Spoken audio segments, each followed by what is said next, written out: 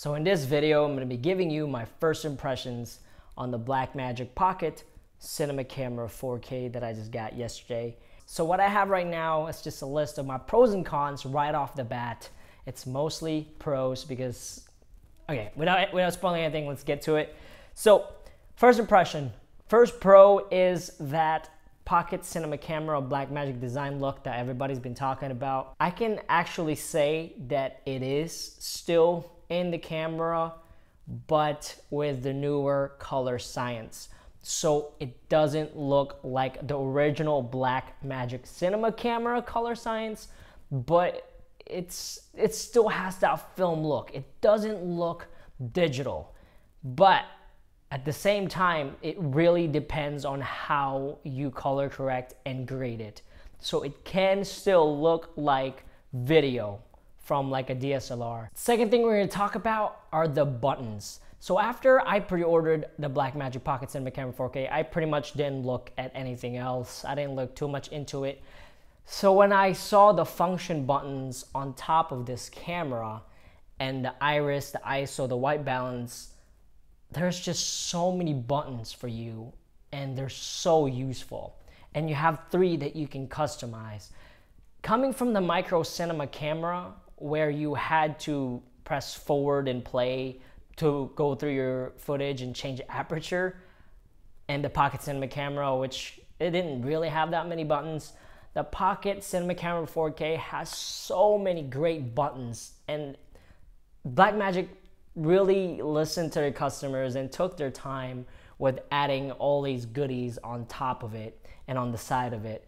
There's just really easy access buttons, and there's one right here that's for stills, which isn't activated yet. I'm pretty sure it's not, but all the buttons on this camera is well appreciated and I love them. So the next pro, the camera is lighter than it looks. Obviously, it's not gonna fit in your pocket unless you have cargo pockets, but it's lighter. It feels really good. I think the lens is actually heavier than the camera, to be honest, and I have the Sigma 1835mm with a metabones speedbooster XL. It feels good. The camera feels great. The form factor is great. The grip is amazing. It feels like a DSLR. I know a lot of people don't like the DSLR form factor, or most of the people, but I actually come to embrace it. When I was walking around with it yesterday to dinner, it felt good. It felt like I was holding my GH5S, my Canon, you know, it feels great. I do have small hands and the camera is way bigger because it has that 5-inch screen on the back, but overall the form factor is amazing so far. All right, next pro is the metabones speed booster. I can confirm the XL version 0.71 works with it without any problems. At first I was kind of afraid because the aperture wasn't working, but I didn't see this little scroller here. This is actually how you change your aperture and how you change your settings. This is your dial here in front, which is perfect for your index finger. But so far, that's pretty much all the pros I have. Just right off the bat, I opened the box, put the battery on, and went to dinner. And then shot some night scenes, which I uploaded recently. But let's go with the cons right off the bat within the first day. The first con is it's too wide for my Zion Crane 2.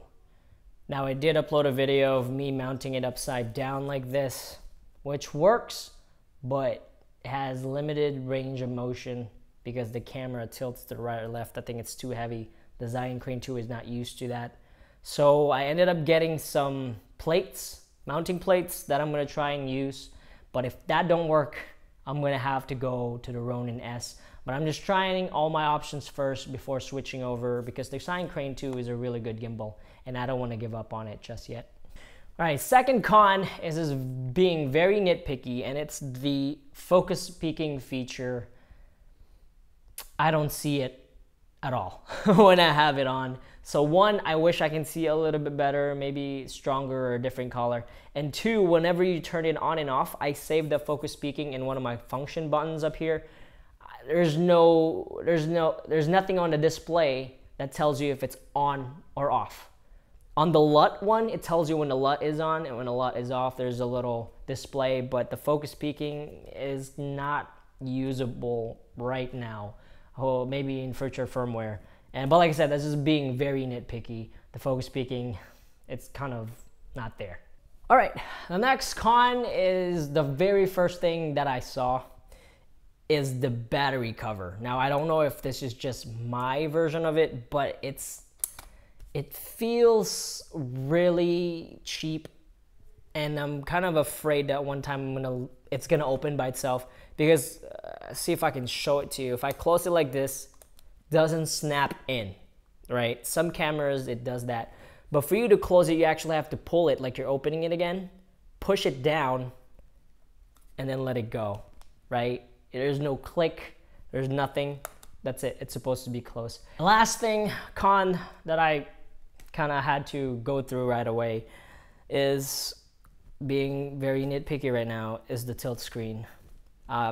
Getting used to the Panasonic GH5, GH5S, and the Ursa Mini and stuff. You can tilt the screen. So obviously with the Pocket Cinema Camera 4K, you can't do that because it's fixed. But yeah, that's all I have for you guys right now. I am gonna be shooting with this camera and the GH5S a lot more. If you have any questions or you want me to test anything, let me know. But overall, first impression, very impressed with Blackmagic design. For you guys that are waiting out there for this camera, hang tight, wait for it. It's totally worth it, and it's unbelievable how much this thing costs for the stuff that it does.